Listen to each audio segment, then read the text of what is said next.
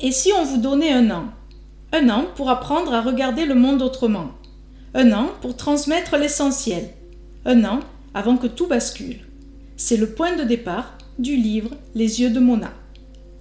L'histoire d'une petite fille, de son grand-père et de 52 œuvres d'art.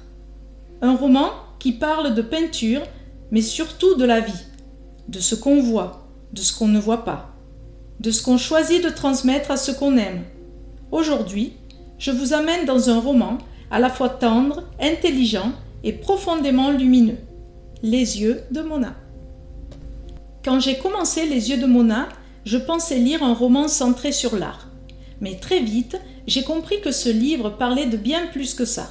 C'est un roman sur le regard, sur la transmission, sur le lien entre un grand-père et sa petite-fille.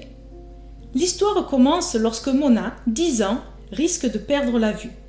Face à cette menace, son grand-père décide de lui faire découvrir, pendant un an, une œuvre d'art par semaine. Comme un trésor à lui transmettre avant qu'il ne soit trop tard. Et, à travers ses visites au musée, ce n'est pas seulement l'art que Mona apprend à regarder, c'est le monde. L'auteur, c'est Thomas Schlesser. C'est un historien de l'art, écrivain et directeur de fondations artistiques. Et cela se ressent énormément dans le roman.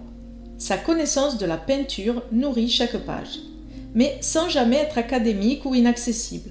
Au contraire, son écriture reste fluide, sensible, très vivante.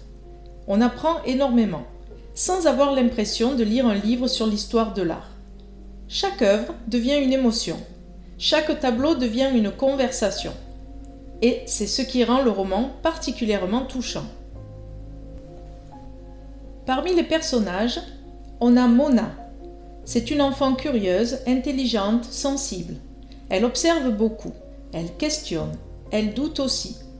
À travers son regard, on redécouvre les œuvres avec simplicité, sans théorie, sans filtre, avec beaucoup d'émotion.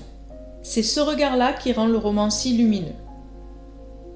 L'autre personnage, c'est le grand-père. Le grand-père est pour moi le cœur du roman. À la fois tendre, cultivé, drôle, parfois pudique, il veut transmettre à Mona quelque chose d'essentiel. Pas seulement des connaissances, mais une manière d'habiter le monde. De regarder, de ressentir, de penser librement.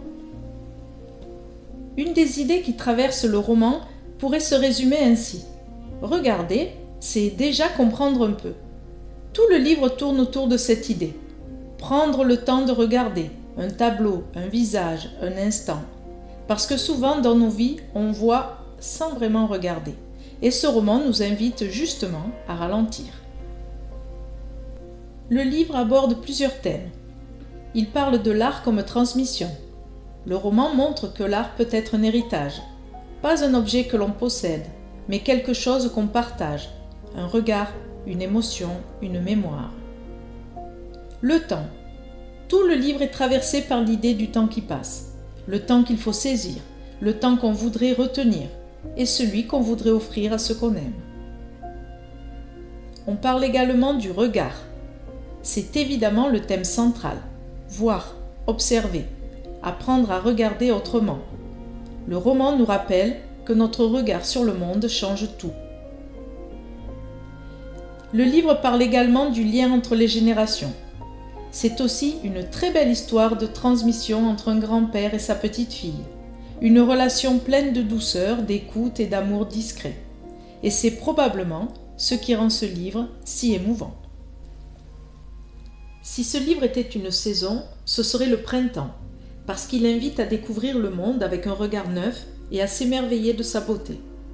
Si c'était un parfum, ce serait l'odeur d'un musée au bois ciré, à la fois raffiné, intemporel et chargé d'histoire. Si c'était un bruit, un chuchotement, discret mais profond, qui nous pousse à écouter et à observer attentivement. Si c'était un vêtement, ce serait une veste en velours, élégante et intemporelle, comme les œuvres d'art du livre. Et si c'était un goût, ce serait une pêche bien mûre, douce, délicate et pleine de saveurs, mais dont la dégustation rappelle que les plus belles choses sont parfois éphémères. Ce qui m'a touché le plus dans Les yeux de Mona, c'est sa délicatesse, C'est un roman qui prend son temps, qui observe, qui respire. Il parle de choses profondes, la peur, la fragilité, la beauté, la transmission, mais avec beaucoup de douceur.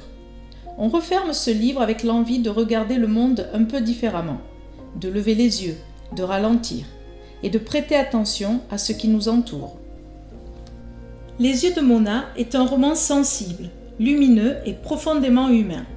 Un livre sur l'art, mais surtout sur la vie, sur la transmission et sur tout ce qu'on laisse derrière nous. C'est une lecture pleine de douceur et d'intelligence, qui donne envie de regarder davantage et plus profondément. Si vous aimez les romans sensibles, les histoires de transmission et les livres qui laissent une trace longtemps après la dernière page, je vous le conseille vraiment. Et vous ?